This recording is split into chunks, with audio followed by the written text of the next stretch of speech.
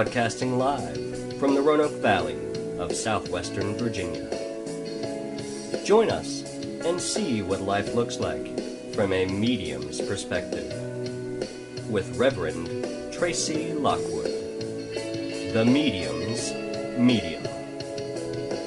We'll explore the tools of psychic development, hear stories and experiences from the other side, and learn to listen to our natural intuition.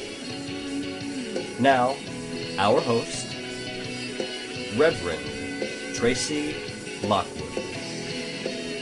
Hello, beautiful lights, and welcome to another episode of From a Medium's Perspective. You will be so excited when you hear who my guest is today. But before we get started, I just wanted to remind you that if any of you are interested in one-on-one psychic mediumship development or in live webinar group training or certification, please contact me. You can find me at mediumtracylockwood.com. Well, I'm not teasing you. You've got a great guest to listen to today. He's been called the legendary rock and roll ghost hunter. He has over 30 years of experience in paranormal research and is a professional musician and has done that even longer. He is the founder and president of the Louisville Ghost Hunters Society, which was formed in 1996 and has now over 4,000 members worldwide. He's been on hundreds, literally hundreds of radio stations internationally and found on the SKYPE channel. He is the host and associate producer of the Booth Brothers Spooked TV, which is a highly acclaimed documentary series which include episodes Spooked, Ghosts of Waverly Hills Sanatorium, Children of the Grave, The Possessed, The Haunted Boy, The Secret Diary of the Exorcist Case, and Soul Catcher, and The Trail of Fears. He's a favorite speaker at events nationwide and has spoken at the American Ghost Society's conference, UnivCon, Haunted Hickory, and he has his own annual convention called the Mid-South Paranormal Convention. His name is Keith Age. Welcome, Keith. Happy to have you on the show. Thanks for having me on. I appreciate it. It's really exciting to have you with us. I love to give people perspectives of what it's like for people that work within the field of the paranormal, energy medicine, mediumship, etc. And I guess I want to kick it off with a question, which is, it gets kind of real out there. So how has working in the paranormal field changed your perspective? Well, pretty much that there is something that goes bump in the night. So, what else is there besides what we've got in our own lifetime? People ask the question, is there something else? And I'm pretty sure there is because, whether it's in spirit form, electronic form, or whatever, that's just my way of thinking now after doing this for going on 40 years. Yeah, I know you've got stories to tell. You stated in your bio, I didn't read this part of it to people, but you stated that you have a non-metaphysical approach to paranormal investigation. Tell us a little bit about that and why you chose that. Well, basically because, like I've said before, I'm about as psychic as a brick.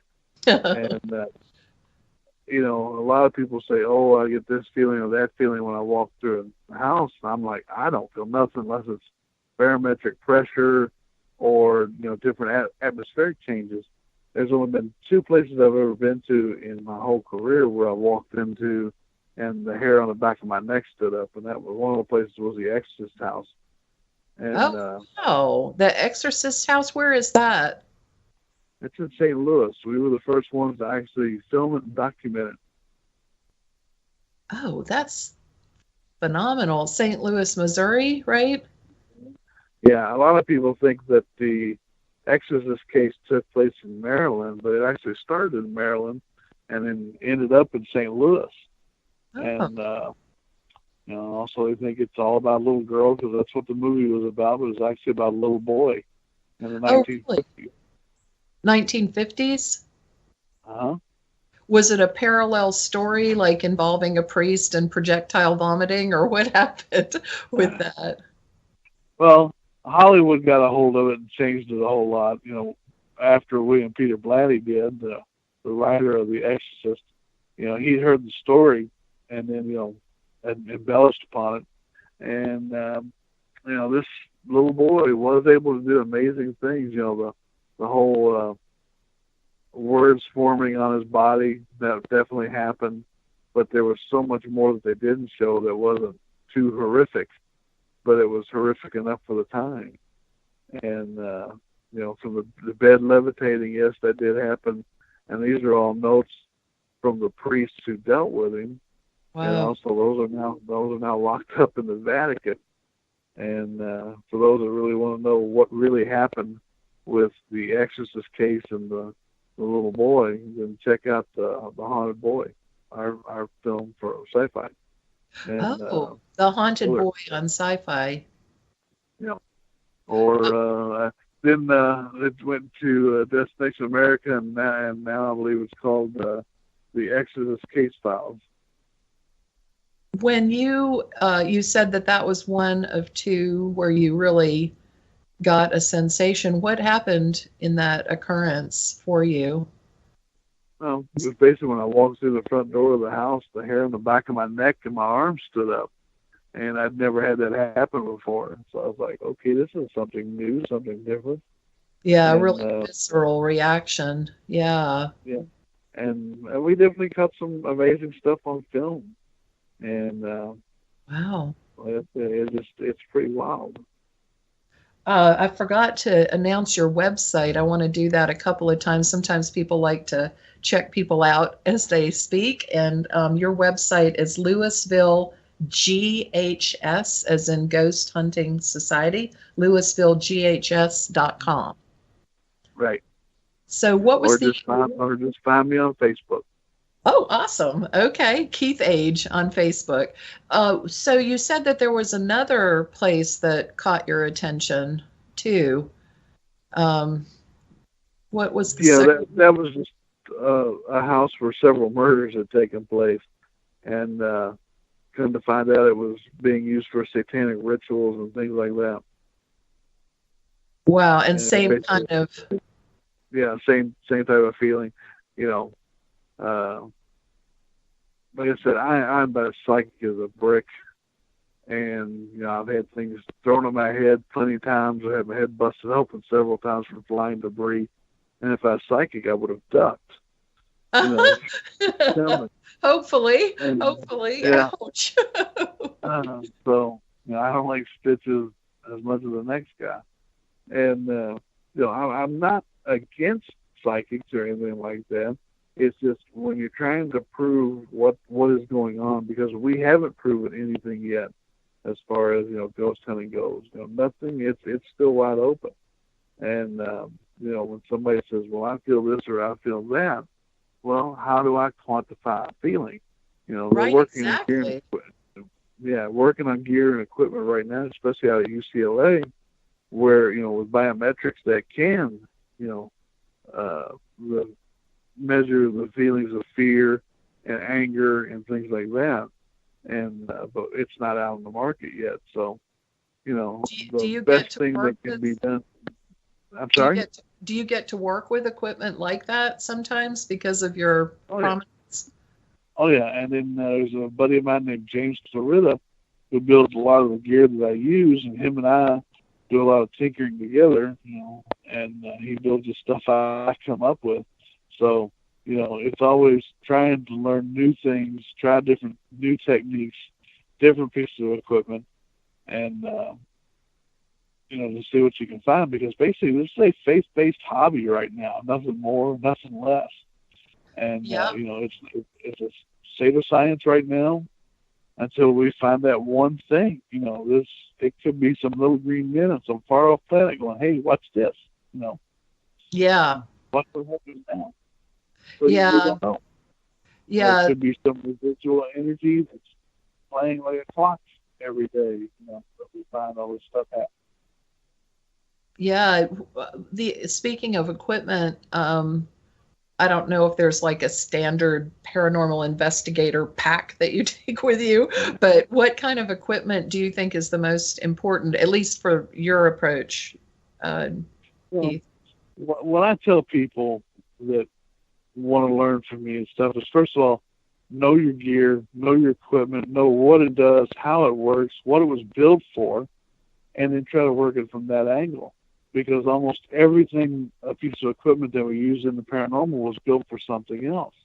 Like Gauss meters and stuff like that were built for actually refrigerators at the beginning. Oh. And then a lot of people think that they were built just for microwaves, but no, they were actually built for refrigerators for leaking coolant. Oh. And that goes all the way back to the 1920s. So sensing leaking coolant was their first job? Yeah, that's what an EMF meter was built for, yeah. Whoa. By Kelvinator. Remember that name? I don't, tell me that again. Kelvinator? What did you say? Yeah, Kelvinator. That was the major refrigerator line for years. Yeah. When you, like, what aspect do you try to capture when you're, I've kind of like this, because I've not actually been on a paranormal investigation other than, people asking me to come in and read the energies in their house psychically and work with the, spirits that I encounter and energies that I encounter to bring in harmony and balance. Usually I insist that the people that live there help me, since I don't live there and they're the ones that have to maintain the environment. But what is the thing that you like when you go on a hunt or whatever? An investigation is probably a much more professional term there. What are you trying to capture in terms of data, or what is that non-metaphysical approach? Like, what are you looking for? You hit it right on the head. We are basically data takers right now, and that's what we're trying to find. Fear, adrenaline, and paranoia go a long way to making a ghost appear. And usually what you find out is that someone has heard something or think they've seen something, and they're saying, oh, it's a ghost. Their mind is going, 50 mile an hour now, and that's the only thing they can think of. When actually it's usually you find a logical reason for things that happen. Right. Not every bump in the night is someone trying to get your attention. No, yeah. Yeah. and not everything is haunted. And, right. People think because of what they see on TV that every place is haunted. Well, no, it's not. If we could make this stuff happen on demand, then we don't have PhDs behind our names. Absolutely. But it's not that way. Well, like I said, we have people in Louisville Ghost Centers that are sensitive to feelings and stuff, and I do listen to them. But again, how do I quantify a feeling? But we try to use that inside the investigation, and we use a lot of gear, from EMF meters to thermal imaging, and a lot of cameras to see what we can capture. And thermal imaging, that's kind of interesting. So your changes in heat or motion, like you would, like I think of police investigations. Right. Heat signature, right? And we do use motion detectors. We also use laser grids and stuff like that. Trying to capture movement. And I've gotten to where I don't really call these things ghosts, because we don't really know what it is. It's some type of phenomena, but we have yet to classify it. And, yes. Until we get the real scientists on board, some of them are, but they're not on board like we'd like them to be. Right now we're just gathering more and more information. And like you take a Gauss meter into a house, and people are going, "Oh, my kitchen is just it's crazy with ghosts." and you go in there and the Gauss meter pegs, well, especially it pegs when you're around the refrigerator, you know, any of the older refrigerators, it'll do that. And matter of fact, we went to a house before we even got to the front porch. The EMF meters just pegged off the charts. And come to find out, they had an old 1960 TV they were still using. Remember those old TVs, the wooden frames, and had wooden dowel rods for legs? They were still using that. Well, that's what was giving off such high EMF. And a lot of people don't realize EMF is actually radiation. And it can make you get up here and see things and feel like you're being watched if you're, spend too much time in front of it or getting radiated from it. Yeah, so we bought them makes a new sense. TV. Yeah, we bought them a new TV and the ghost was gone. Fancy that. I think that there is that kind of what do they call it? Self-fulfilling prophecy, where you set an expectation a particular way. I know when I'm working with my students, I'm always teaching them to let go of their preconceived ideas, let go of your ego and how you think it should be and your intellect, and really get super neutral so that you can be more objective. And it's interesting to think about that from your aspect too, that people do go in there with an expectation of something. Do you find most people that are investigating are, I wanted to say, like, fairly respectful of the environments that they're going in? Or are they thrill seeking? Some people are. The field has gotten really convoluted and polluted because there's too many people that want to be famous. And they think this is the way, I'm going to get on TV. It's like people send me pictures, and if it's an interesting shot, I'll get a hold of them and say, okay, what to do next? I'm expecting them to get up there and tell me, well, we tried this, we tried that, to try and recreate it. We couldn't. Well, what I've been hearing in the last 2 years, 3 years is, I sent it to a production company so we can get on TV. That's the wrong idea. Well, I know they're like you were saying earlier, there are lots of ways that things can appear to be something that aren't, and, from a medium's perspective, our entire thing is focused on discerning of spirits, like differentiating them and finding out, where exactly is that coming from. I'm sure that people get a false results. I've heard of like dust on the lenses of cameras or in the air. What other? Yeah. Well, that's another thing. When you talk about orbs, I am not an orb person at all. The simple fact that can be recreated 99% of the time. And when you can recreate something, it's not paranormal in nature. It's more physical. Yeah, it's physical. And then people say, well, mine's got a face in it. I'm like, no, it has a nucleus in it, which looks like a face. And therefore, if it has a nucleus, that means it's something natural usually. It's water molecules, it's dust molecules, it's pollen. It can be all kinds of interesting. stuff. Yeah. And we do tend to, it's not personify, but like when we see a shape, like a burn mark on a pancake, it's the face of Jesus. Do you know what I'm saying? Like, I know. That kind of. I got that once because I ate a potato chip that was in the face of Jesus. Yeah.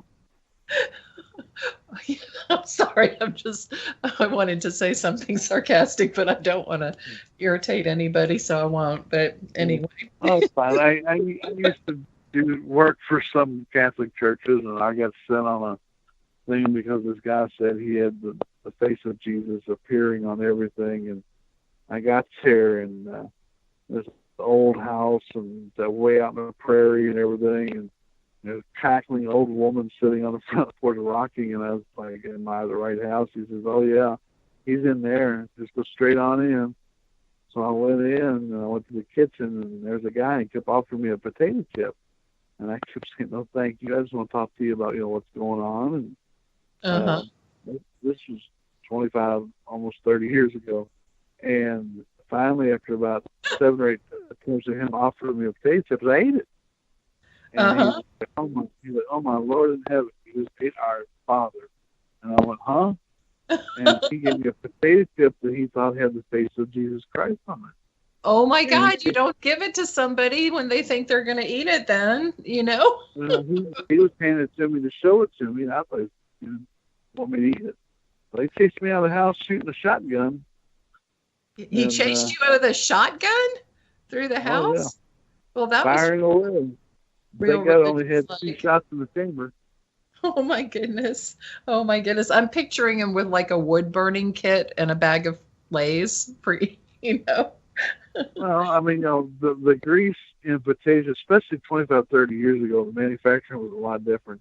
Yeah. They could be anything, and just because, it to them, and it could have looked like the face of Jesus Christ. I've seen potato chips that look like Abe Lincoln.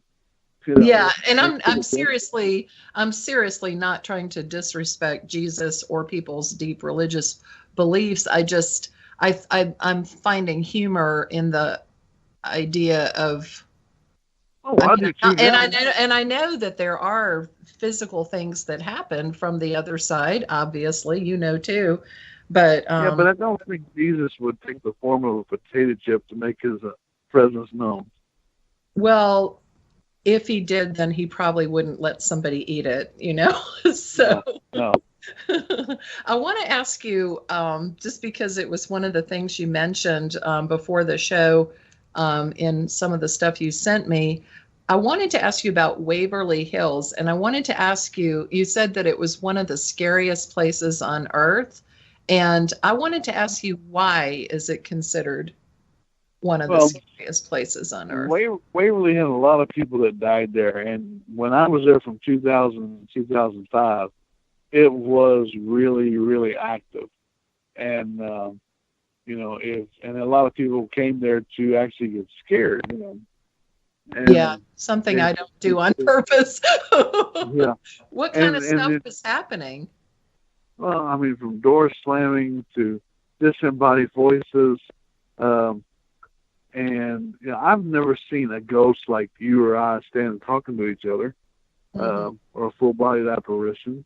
But there was a transient who was chased up to Waverly Hills, him and his dog, and they both fell down the elevator shaft and died. Well, I have actually seen the white German Shepherd up there. So, it saw it coming clear as day, coming down the hallway, and it just disappeared. Wow. So Waverly has got the reputation as one of the scariest places on earth, and it's deservedly so. If you watch our movie Spooks, The Ghost of Waverly Hills, you'll see a lot of evidence that got put out. And how Spook got started was the Booth brothers came to Waverly, and I was there giving the tours and everything else, and they were filming just a little horror movie, an independent horror movie called Death Tunnel. And while they were there, things started happening to them, and they were just like, wow, let's make a documentary of this. And they did, and SKYPE bought it, and it exploded. Wow. Now, you worked in the creation of Spooked, right? And that was a series, right? Well, yeah, it was a documentary series for Sci-Fi Channel. They call it the Spook series. And I wasn't on the first one, but as we went on, we shot 10 movies for Sci-Fi. And, starting from the second one on, I was an associate producer and also a director of a couple of segments and second unit director and stuff like that. So, yeah. Well, I wonder, my dad used to be in theater, so I kind of have a feeling of what behind the scenes is like, but what kind of stuff goes into the making of that? Obviously, you're probably incorporating, I'm guessing, actual data that you're getting from that area into the movie. Yeah, well, it's not an acted movie or scripted movie or anything. It's basically we go investigate the place, and whatever history we find out and research, that all goes into it. And, with Waverly, we researched just thousands and thousands of volumes of stuff. And, Wow. And same thing with Children of the Grave and The Possessed and, the Haunted Boy and, the other movies. But, a lot of people think, well, you got to have a huge crew that goes with you to these things. Well, no, it was just me, Philip, and Chris, with 3 cameras, and that was it. Wow. We didn't have a whole crew behind us. It was just us 3. But you got a lot of data, apparently, enough, to put it in there. I wondered, is there a lot, like I went to a tropical rainforest and you see pictures before I went to Peru, of toucans and monkeys and giant spiders and all that. And you kind of think about a really dense experience, like everywhere you turn, there would be some kind of wildlife, but it was just like being in the woods here, yeah, there are birds. Yeah, there's a few monkeys, kind of thing. It wasn't like as dense as I expected. Is that true when you go on an investigation? Like, do you get like a small percentage of effective data and the rest is... Well, here's the thing. Like when we were filming The Possessed, we went to over 30 different locations. Whoa. And didn't get anything at any of those places. So they weren't in the film, and that's one of the good things I've always loved about the Booth Brothers. When we first started doing these things, I told them, look, if I could show what this is, I want to be able to do that. But if I don't know what it is, I'll tell you, I do not know, and we'll try to find someone who can tell us, Yeah. And, that's why we've had, hundreds of photos that have been analyzed by Kodak and Fuji and, just to see if they're fake or not. Oh, wow. And, what do they look for? I guess like some technological thing, or how do they tell? Like, do they look for pixels that are aligned, or what they use the raw data from the actual digital image, and they can see if things have been manipulated or not. Oh, okay. Oh, that is so interesting. Yeah, I was thinking it takes a tremendous amount of patience to be able to gather the data, and persistence too. Like you said, you've been doing this over 30 years, huh? Sorry? Do you like watching paint dry? Depends on if it's in my house or not. If it's in my house, I'm okay with it, but not on a daily anywhere. basis. If you like watching paint dry, that's ghost hunting. You've got to be patient, and it is the most boringest hobby out there until you have that one true paranormal thing happen to you, and then you're hooked. You're hooked. That's perfect, Break. We're gonna be back in a few minutes. Thank you, Keith Age. If you missed the first half of the show, or you'd like to listen to past episodes, you can find them on YouTube. Just go to YouTube, put in Medium Tracy Lockwood. We've got 2 years worth of shows, weekly shows on there, lots of fascinating guests, and some hardcore mediumship training when I do my solo shows. If you're interested in private sessions, mentoring sessions for your abilities, private readings, or if you would be interested in training, either in a group setting or otherwise, or certification, please see me at mediumtracylockwood.com. Keith, again, his website is Louisville GHS for Ghost Hunting Society, louisvilleghs.com. Welcome back, Keith. Glad that you are here. So am I. Thank you. Yeah, during the break, all of a sudden it just cut off. So I was like, okay. cheeky technology. It's the ghosts. It's the ghosts messing with us. Right. Right. So you were sharing some stories of things that kind of technically made your hair stand up on end. Tell us, have you had an encounter, not necessarily sensorily speaking, but in terms of your data that you got that you found particularly touching, like a story that you tapped into or a situation that you tapped into that was poignant for some reason?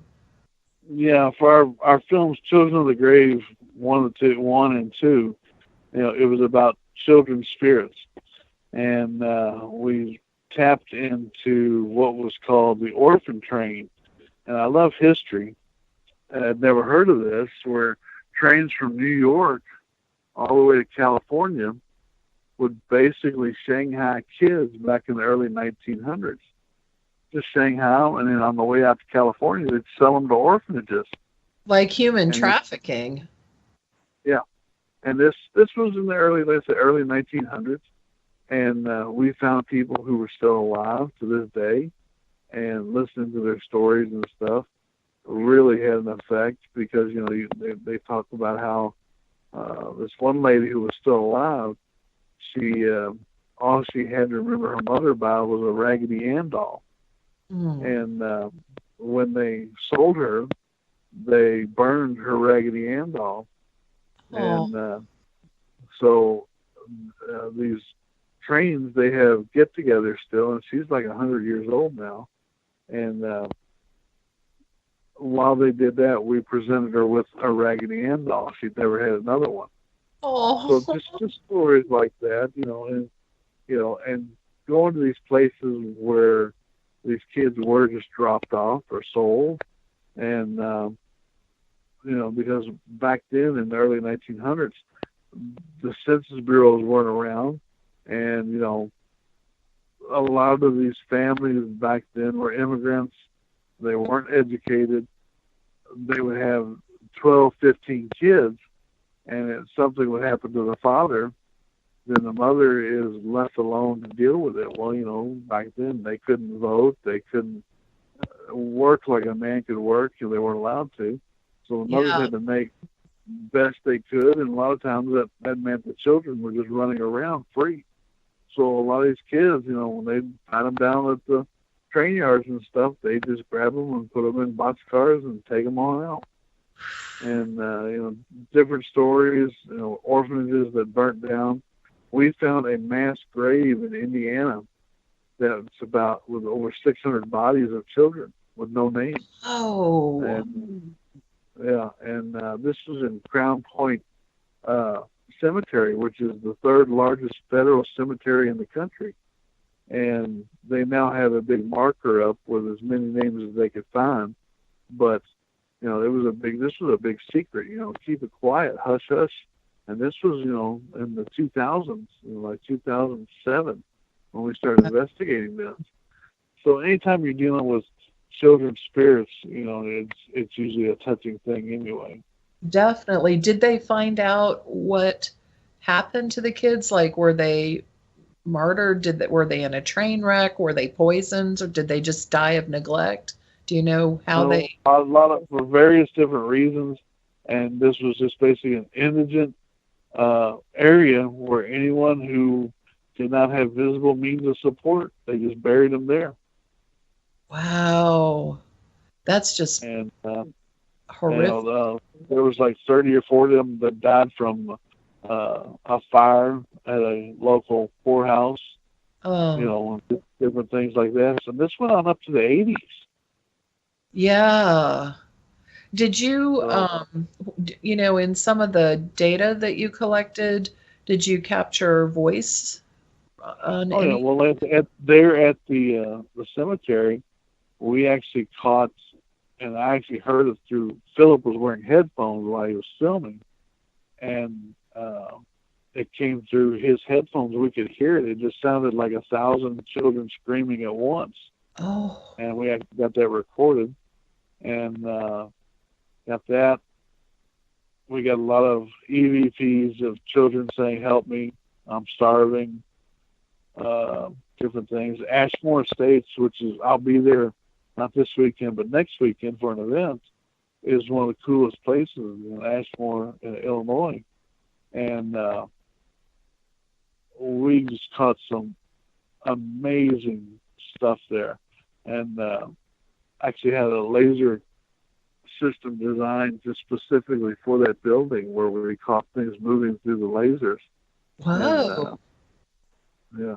That's a pretty sophisticated setup with Oh yeah, like a yeah. laser We grid. had to get permission from the FAA to turn them on, and because it was so powerful, and it wasn't just like a beam or a bunch of little dots. It just flooded the whole room and the whole hallway and the whole wing of that building, and we actually got things moving through it, that we could actually film and see. So, laser, when you put technology and science against what we consider, the paranormal, and you get reactions, that's the cool stuff, because that's going to be the stuff that, it's going to make the real scientists get up here and take notice of what we're doing.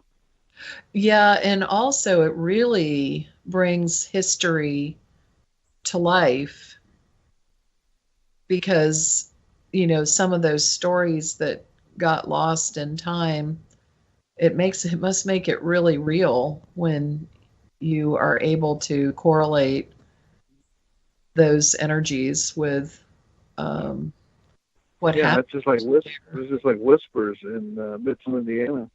A little girl set herself on fire trying to find out what Santa Claus brought them in the early 1900s. She backed up to the Christmas tree, which back then they decorated with candles. Yes. And caught herself on fire, and she died 2 days later.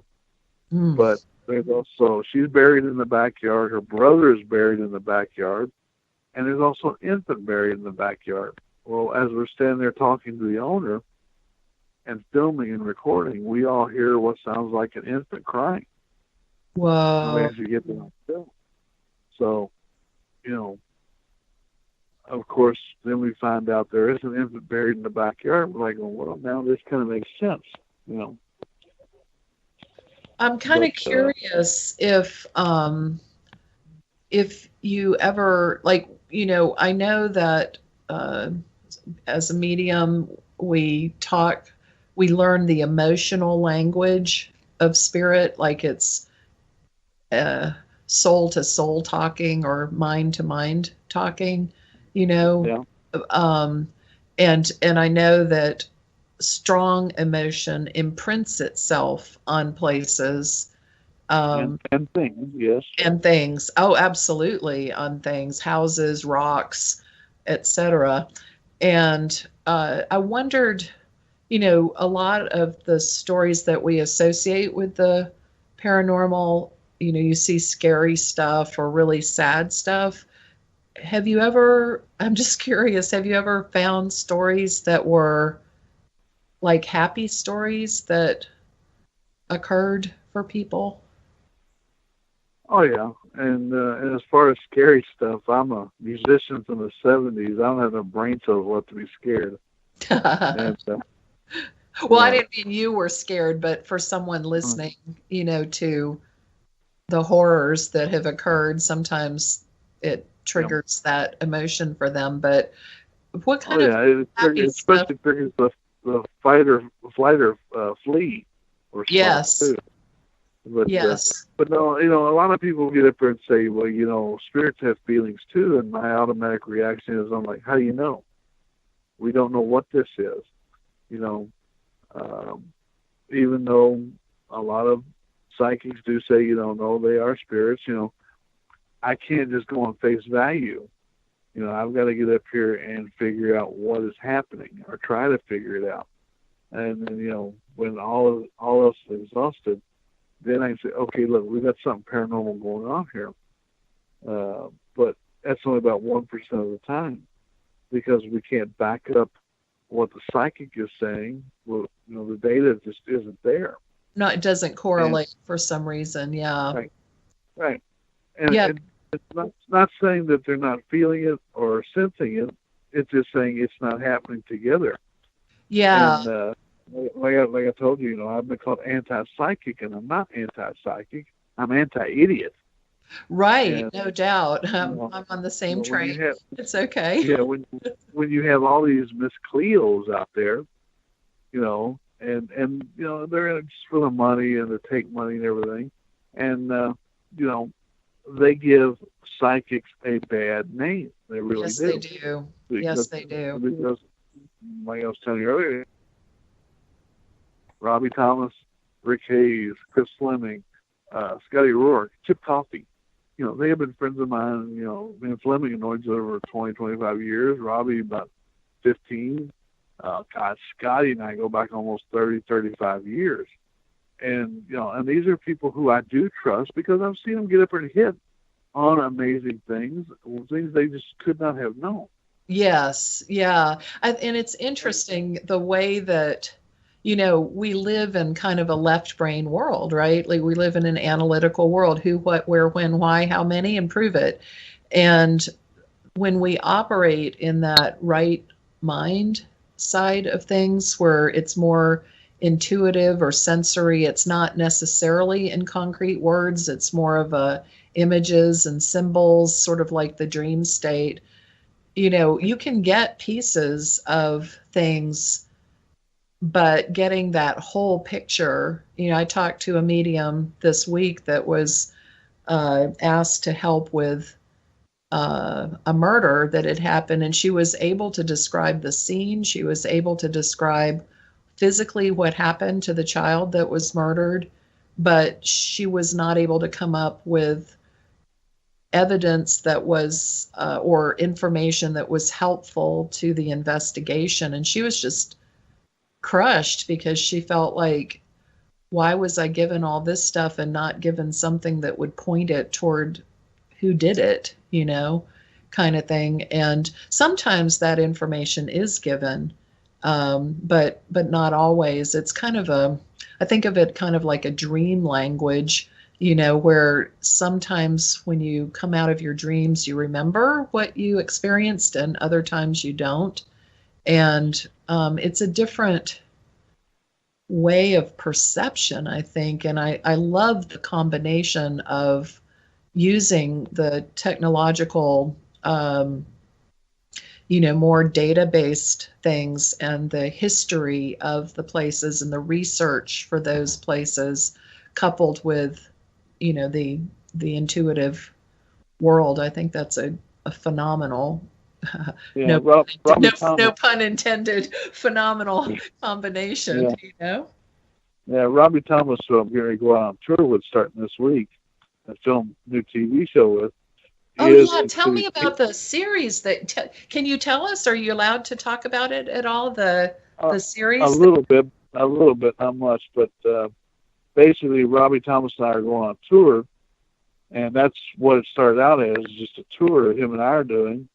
And then we got approached to do a TV show, and I gave them an idea, and they liked it, and they went with it. So nice.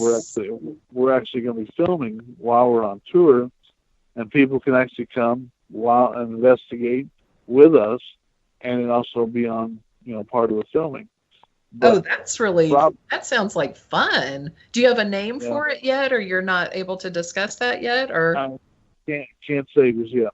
That's okay. But Robbie is considered one of the number one psychic profilers in Canada with the police. Ooh. He also does a lot of stuff here in America, and he's got a really good track record as far as finding where bodies are and also who did it. So, cool.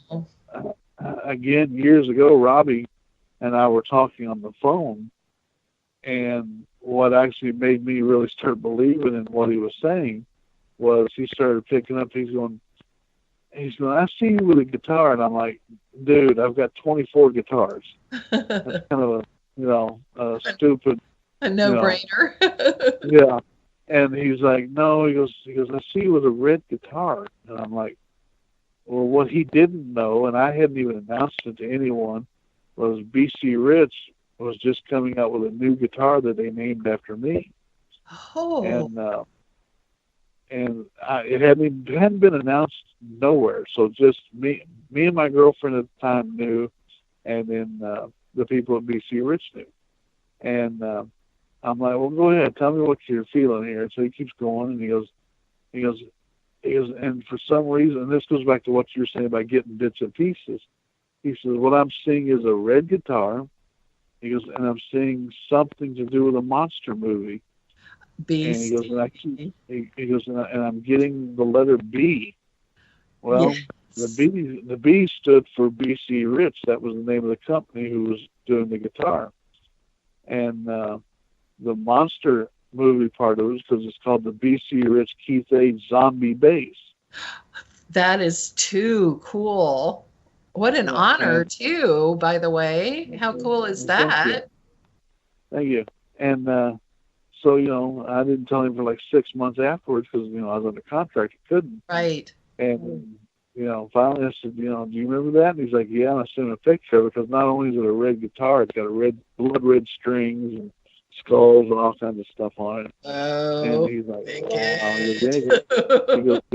goes, yeah, that's what I was seeing. So. Wow, that is amazing. That's really great. You know, I wanted to ask you, we're coming close to the end of our hour, regretfully for me, and our listeners. What, if you were to give advice to people that are planning or just starting out with paranormal investigation? I know you said, you know your equipment. Do you have any other advice, like on any aspect of that, you know, preparing yourself or doing things? Go in with a skeptical mind. Your mind is your biggest tool that you got. You know, a lot of people I've seen spend thousands of dollars on gear and equipment and stuff. I'm like going, look, just buy you a cheap little camera. See if that's what you like. If you'd rather do EVP stuff, buy you a cheap little recorder and then build up. Because, you know, I've had people go on investigations and say, I don't like this at all, and they've spent thousands of dollars. And, you know, find a group that's reputable and, you know, see if you can join them. Is there a central place that has lists? No, nothing like that. I'll put it to you like this. In 1996, when I put the Louisville Ghost Hunters on the internet, we were the 39th ghost hunting group on the internet. Now look how many there are. There's almost 2 million. Wow. You know, in 20 years now. Yeah, that's a huge explosion. It is testimony to the fact, though, that people are interested in things that go beyond this world, though. Oh, yeah. But a lot of, you know, I used to do a thing, tours and stuff, on speaking engagements where I'd go around the room asking them what got them into the paranormal. And usually what you're going to get back is they've seen it on TV, thought it was interesting, or they had their own experience, you know, right, sometime in their life.